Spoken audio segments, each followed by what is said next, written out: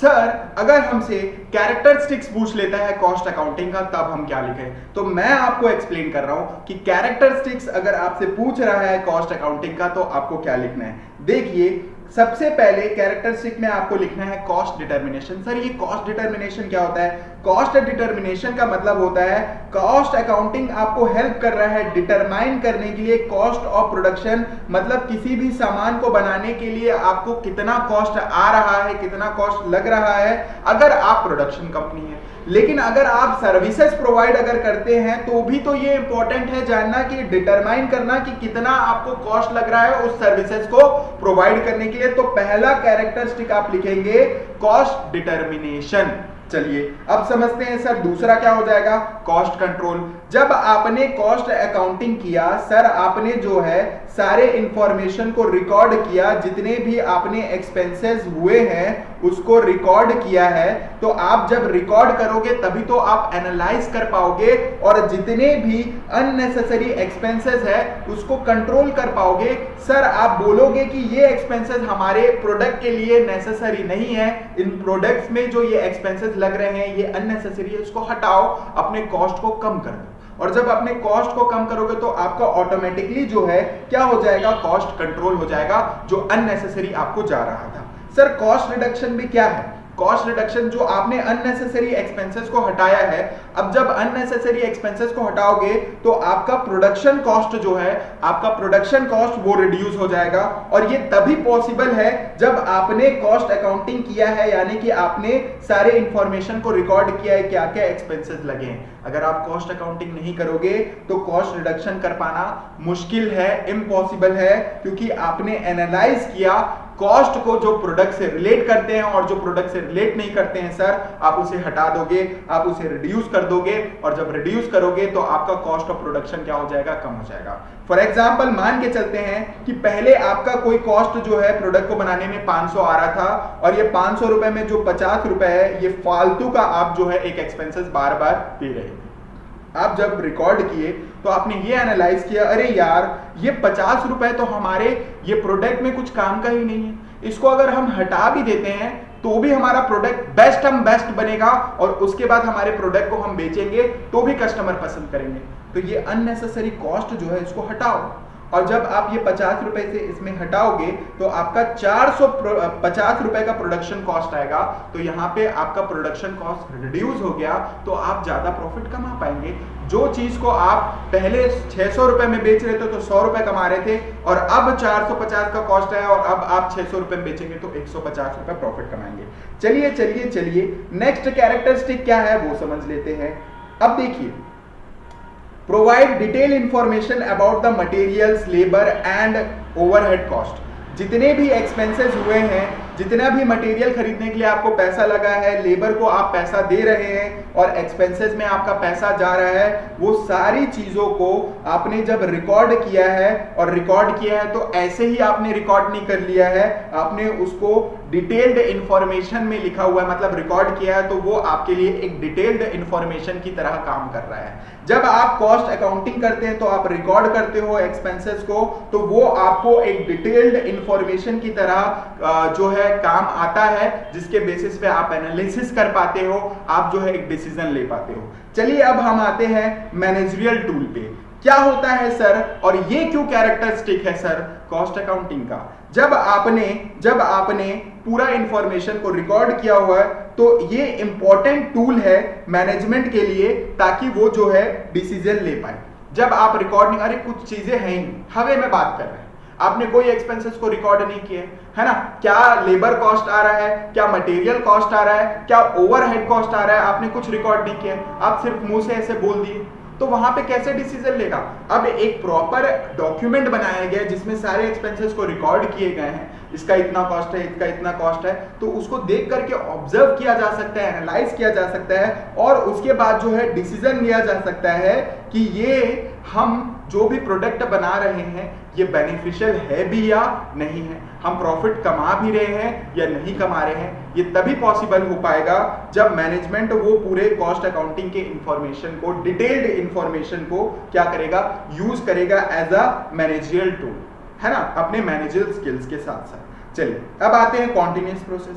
अब यहाँ पे आपने एक बार कॉस्ट अकाउंटिंग कर लिया, सर एक बार आपने रिकॉर्डिंग कर लिया तो उसके बाद दूसरी बार रिकॉर्ड नहीं करोगे क्या? बेटा कैसी बात कर रहे हो, कैसी बात कर रहे हो? आप अगर एक प्रोडक्ट बनाए हो तो एक ही बार प्रोडक्ट बना करके छोड़ दोगे क्या? दूसरी बार नहीं बेचोगे तो दूसरी बार भी तो बेचोगे बेटा। तो ये रेगुलर बेसिस पे किया जाता है। एक बार आपने प्रोडक्शन किया, फिर दूसरी बार प्रोडक्शन करेंगे तो आप रेगुलर बेसिस पे जब जब प्रोडक्शन करोगे तब तक कॉस्ट डेटा को रिकॉर्ड करोगे, रिकॉर्ड करने के बाद एनालाइज करोगे और उसके बाद जो है आप रेगुलरली इसको रिकॉर्ड कर रहे हो। इसीलिए ये कहलाता है आपका कॉन्टिन्यूअस प्रोसेस। कॉन्टिन्यूअस प्रोसेस एक बार कर लेने से कॉस्ट अकाउंटिंग नहीं होता है बेटा। अपने बिजनेस में बार बार कॉस्ट अकाउंटिंग करोगे तो बार बार आपको जो है अपने कॉस्ट को रिड्यूस करने पे हेल्प होगा, आप ज्यादा प्रॉफिट कमा पाएंगे। अब internal use, sir internal use तो होगा ही होगा, क्योंकि जितने भी कॉस्ट इंफॉर्मेशन आपने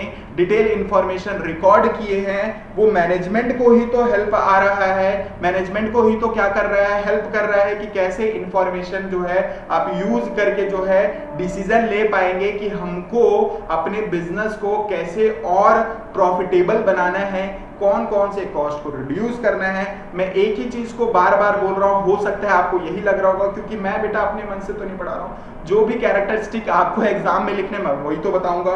तो मेनली इंटरनल मैनेजमेंट के पर्पस के लिए यूज किया जाता है कॉस्ट अकाउंटिंग, और वही तो डिसाइड करेगा ना बेटा कि हमें जो है क्या सारी चीजें करनी चाहिए, क्या सारी चीजें नहीं करनी चाहिए। चलिए अब हम आते हैं scope of cost accounting. Sir क्या है scope of cost accounting?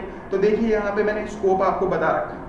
Sir इतने सारे स्कोप क्यों करा रहे हैं आप? क्योंकि तभी तो बेटा मार्क्स मिलेगा। चलिए अब हम आते हैं, सबसे पहला स्कोप क्या है? कॉस्टिंग। कॉस्टिंग का मतलब क्या होता है? कॉस्ट ऑफ प्रोडक्ट और सर्विसेज डिटरमाइन करना, आपको पता लगाना होता है। कॉस्टिंग का मतलब क्या होता है सर? पता लगाना कि कितना कॉस्ट लगा प्रोडक्ट और सर्विसेज को रेंडर करने के लिए या प्रोडक्ट को बनाने के लिए। चलिए अब हम बात करते हैं कॉस्ट अकाउंटिंग का मतलब होता है, कॉस्ट अकाउंटिंग का मतलब होता है रिकॉर्डिंग करना, क्लासिफाई करना सारे एक्सपेंसेस को, और आप पूरे एक्सपेंसेस को रिकॉर्ड करने के बाद, क्लासिफाई करने के बाद एनालाइज जब कर रहे हैं कॉस्ट डेटा, वो आपका कहलाता है कॉस्ट अकाउंटिंग। वो आपका कहलाता है कॉस्ट अकाउंटिंग, रिकॉर्ड करना, क्लासिफाई करना ऑफ किसका? आपका कॉस्ट डेटा का। चलिए अब आते हैं कॉस्ट कंट्रोल। सर क्या होता है कॉस्ट कंट्रोल? आपने सारे एक्सपेंसेस को रिकॉर्ड कर रखा है, अब वो रिकॉर्ड कर रखा है तो क्या अचार डालोगे बेटा? अचार थोड़ी ना डालोगे। उस एक्सपेंसेस यानी कि उस डिटेल इंफॉर्मेशन के बेसिस पे आप मॉनिटर करोगे, पूरे एक्सपेंसेस को देखोगे, ध्यान से ऑब्जर्व करोगे और उसके बेसिस पे आप जो है अवॉइड करोगे वेस्टेज को, जो वेस्टेज आपके ऑर्गेनाइजेशन में किया जा रहा है, प्रोडक्शन के कॉस्ट में इंक्लूड किया जा रहा है, उसको हटाने की कोशिश करोगे और अननेसेसरी कॉस्ट को भी तो हटाने की कोशिश करोगे, जिससे आपका कॉस्ट कंट्रोल होगा। कॉस्ट कंट्रोल कर लिया आपने, कॉस्ट रिडक्शन। फाइनली आप जो है क्या कर रहे हैं? आप फाइंड कर लिए तरीके जहां पे आप अपने कॉस्ट ऑफ जो प्रोडक्शन है उसको क्या कर सकते हो? कम कर सकते हो, क्योंकि आपने अननेसेसरी एक्सपेंसेस को हटा दिया। अरे जो एक्सपेंसेस आपने अननेसेसरी एक्सपेंसेस को हटा दिए हैं, आपने रिड्यूस कर दिया अपने कॉस्ट ऑफ प्रोडक्शन को। जब कॉस्ट ऑफ प्रोडक्शन को आप रिड्यूस कर देंगे तो आप प्रॉफिट बना पाएंगे विदाउट अफेक्टिंग द क्वालिटी।